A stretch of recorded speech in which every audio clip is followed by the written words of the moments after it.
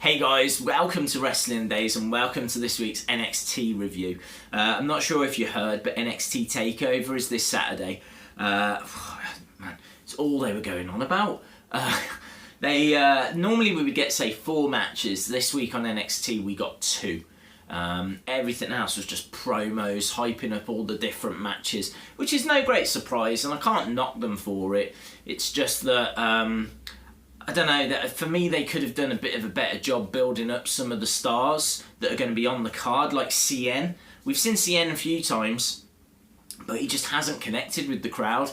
Really, that CN match is all about the debut of Bobby Roode, and so I feel a little bit for CN because he is being pushed to one side.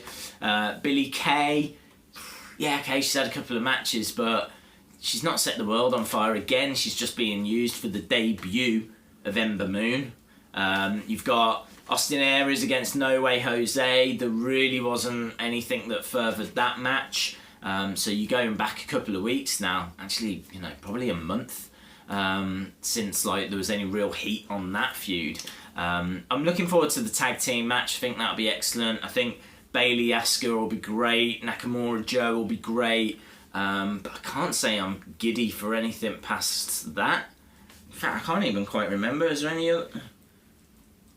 Where's Ty as well? Where's Ty Dillinger? One of the most over characters, stars that they have when they need all the star power that they can get. Where's Ty? Is he injured?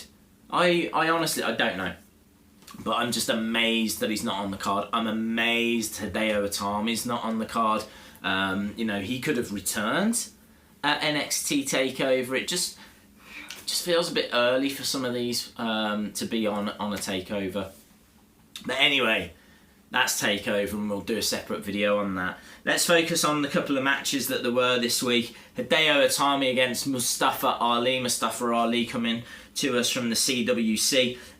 Drop kick and kick up from Mustafa Ali. A jump. Oh, I loved this.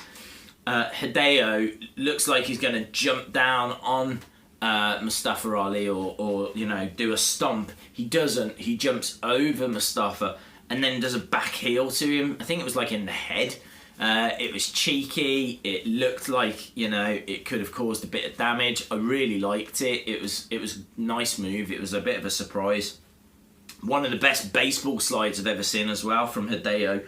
That roll through the ropes into what looks to be like an RKO from Mustafa Ali. I really like that. I'm sure we saw that during the CWC. Great striking from Itami. One of the fans shouts, "Finish him," and that's picked up by the commentary team as well. I think that's awesome. I wonder if they could do anything with that.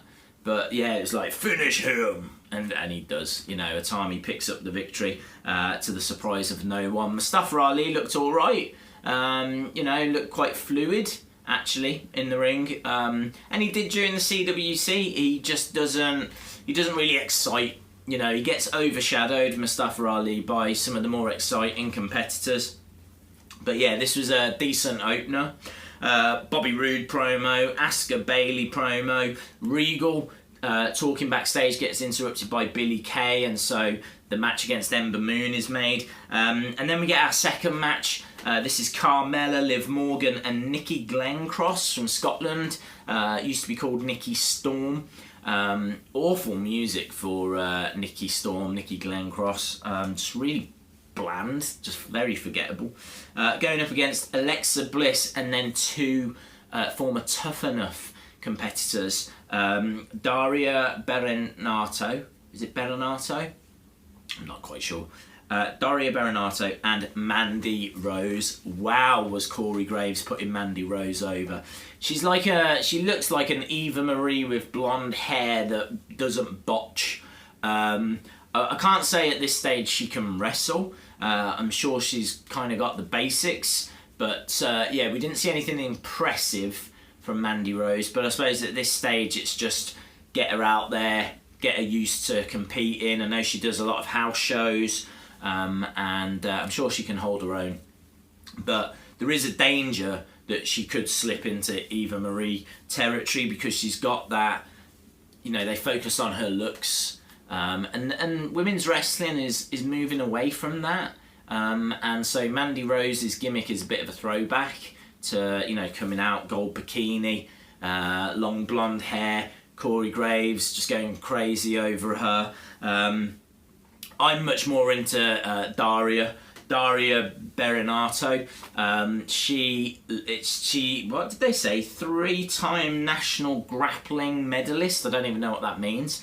But they're really getting across with her MMA style, her grappling style, the fact that she's, you know, a striker. You know, the first thing she did when she got into the ring was she started taking her gloves off, taking her tape off, and her stance and, you know, her ring attire. She comes across like an MMA fighter to me, and I really like it. I think that's something that's a gimmick that could do really well in NXT. So I like the gimmicks of those two. Nikki Storm's gimmick, she came across like a plucky Becky Lynch. I'm not so sure. I need to see more from Nikki Glencross. So things that were in the match. Oh, great line as well from Corey Graves. He said that Mandy Rose could break your heart, break your jaw, and you'd still find yourself stalking her Instagram page. Before this even starts, a women's wrestling chant. Lots of trash talking and screaming from Nikki Glencross.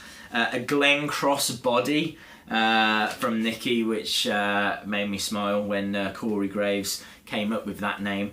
Liv Morgan headlock on Daria, and a beautiful avoided clothesline. I think it was from Alexa Bliss on the outside. She goes to clothesline Liv Morgan. Liv Morgan bends backwards, does a bit of a matrix like that, and she misses the clothesline. When she comes back up, Daria just absolutely smashes her down. Mandy Rose being put over by Corey, as we said.